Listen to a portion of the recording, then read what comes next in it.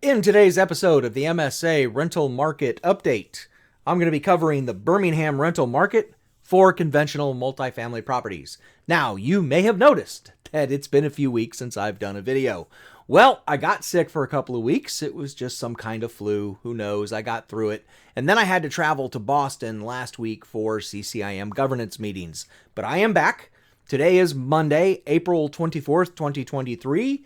And we will be covering this week Birmingham today, Seattle, Washington tomorrow, Charleston, South Carolina on Wednesday, Little Rock, Arkansas on Thursday, and Bozeman, Montana on Friday. So we are back doing our daily MSA rental market updates. So as we can see, CoStar has drawn out the metro statistical area for Birmingham, Alabama, as we can see on our map. It is located south of Nashville, west of Atlanta, north of where I am in Mobile and Montgomery. We have to the southeast, Jacksonville, Florida. We got Charleston, South Carolina over here. Here is Charlotte, North Carolina, Memphis, Tennessee, Chattanooga and Knoxville, Tennessee, Jackson, Mississippi, and New Orleans is down here. So let's take a look and see what filters we are using. And as usual, we are excluding all corporate, military, senior, and vacation, and we are only including market and market affordable so that we are only looking at conventional apartments. As we can see, we're looking at all asset classes to start. If I go to location, we are in market, metro statistical area, Birmingham, Alabama. So let's go take a look at the analytics and see what the supply snapshot shows us for the Birmingham rental market for conventional multifamily properties. So here is our supply snapshot. There are 941 properties in this market, totaling 63,246 units. There are currently 1,956 units under construction, and over the last 12 months, 964 more units went vacant than were rented in the last 12 months. That is our 12-month absorption. And we can see that because the vacancy has gone from 8% 12 months ago to 10.9% today. Even though we are showing that massive increase in vacancy and people leaving the market, we have seen a year-over-year increase from 1149 to 1172, a total of 2%. As usual, we are not looking at the capital market. We are only looking at the space market. If we come down and look at our long-term occupancy average, we can see that this market likes to be about 91%, and it's currently sitting at 89%, so well below that long-term occupancy average. Now, one thing we will do when we get to this end of this video, so stay tuned, because I will pull up the market cycle chart and we will plot where Birmingham is located on this market cycle chart. So that said, let's go take a look at the data and see what the data is telling us. So here is the rent analytic data for the Birmingham metro statistical area. As usual, we do not look at asking rents. We do not care what the owners are asking or the management company is asking. We only care what they are collecting. So if we look at the first quarter of 2022, it was at 1132, went up to 1170, and then down to 1148, down to 1141. And we're going to start looking at first quarter now. We're 3 weeks into the second quarter. I think it's safe that we can start looking at first quarter data. And according to this, we had an increase in effective rent in the first quarter of 2023. But let's see if deliveries and absorption say that that should have occurred. So if we look at deliveries in the first quarter, we see that they were 286, only 138 absorbed, not very good.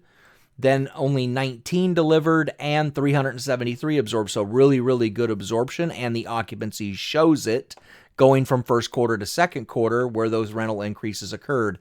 And then people started leaving the market. So 38 units delivered, 276 more vacant units hit the market because people left the rental market or doubled up.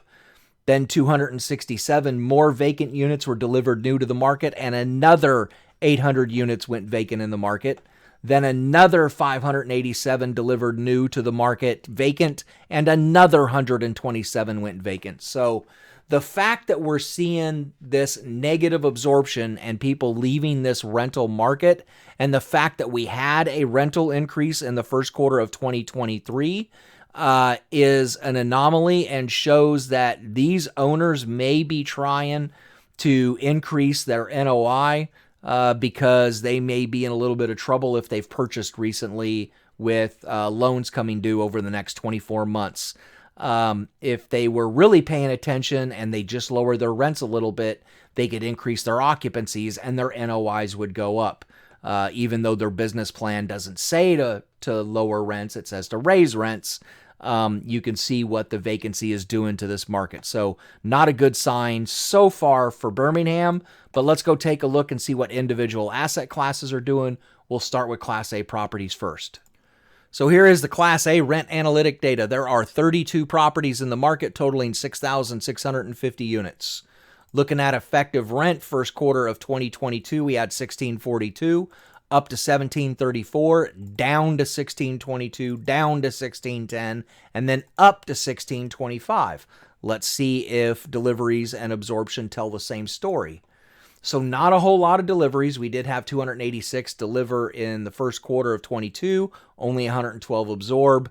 But then again, we had some good, strong absorption in the second and third quarter with a little absorption in the fourth quarter and then negative absorption in the first quarter of 2023, even though we had a rental increase in 2023. So again, the increase in rents look at occupancy.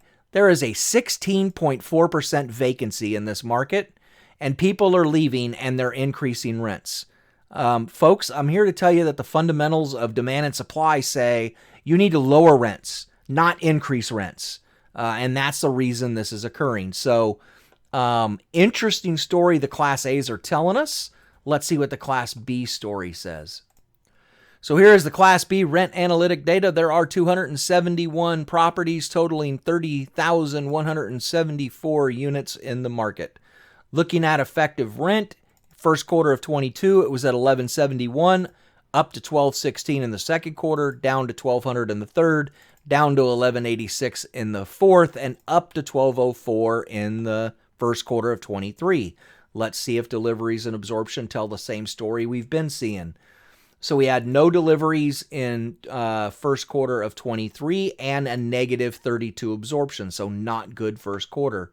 Then 19 delivered, but 90 absorbed, so good strong absorption in the second quarter, but that is the only strong absorption we see. We've had negative absorption the next two quarters with really big negative absorption in the fourth quarter, and with 313 deliveries in the first quarter of 23 and only 119 absorbed, there should have been a zero reason, especially with only 89.2% occupancy, that these owners increased rents on these properties. This is just unethical practices by these owners. And I'm honestly, folks, I'm getting tired of seeing this. You're affecting people's lives here. And if your NOIs do drop because you didn't predict this occurring or you didn't test for it, then you deserve what's coming to you. Sorry, but it just is what it is. I'm tired of seeing this. Fundamental principles say that when the occupancy declines, the rents decline. When occupancy increases, the rents increase. Those are fundamental demand-supply principles, not just because you think you can raise rents. Okay? All right, so that's Class B. I'm off my soapbox. Let's go see what the C's are telling us. So here is our Class C rent analytic data. There are 588 properties in the market totaling 26,191 units. Looking at effective rent, first quarter of 2022, we had 927, went up to 940, down to 936, up to 941, up to 946. Interesting. Let's see, because this is Class C space, we should not have deliveries. Let's see what the absorption tells us and if that's what we should see. And didn't think it was. So we had absorption in the first and second quarter where we had increases, but then we've been negative absorption ever since. So this market is saying that they can no longer afford these rents. People may not be moving out of that market. They may just be doubling up and renting with each other, so roommating up. But they have said, we're tired of paying these rents. And when we look at the occupancy, once again, That occupancy is getting down towards 91%. There is no reason why these owners should not be lowering these rents, not increasing them. I'm not going to go back on my soapbox, but I'm here to tell you that these rents are going to start lowering. So, all of that said, where would we place the Birmingham metro statistical area on the market cycle chart? Well, we know that the rents are declining quarter over quarter, with that one bump in the first quarter of 2023 up. We also know that we're hitting negative absorption in all of the asset classes. Class B showed a little positive absorption, but then negative absorption towards the end, with Class C and Class A showing the worst in absorption. And we are well below, 2% below our long-term occupancy average. So I would place the Birmingham metro statistical area rental market for conventional multifamily apartments in between or on this point in recession below the long-term occupancy average. So either in between or on this point. You don't have to actually live on these little points. We could put it somewhere in the middle, but somewhere between here and here is where Birmingham is living right now. We are definitely going to start to see these rents decline because they just cannot keep up pace with people leaving. They are eventually going to lower those rents.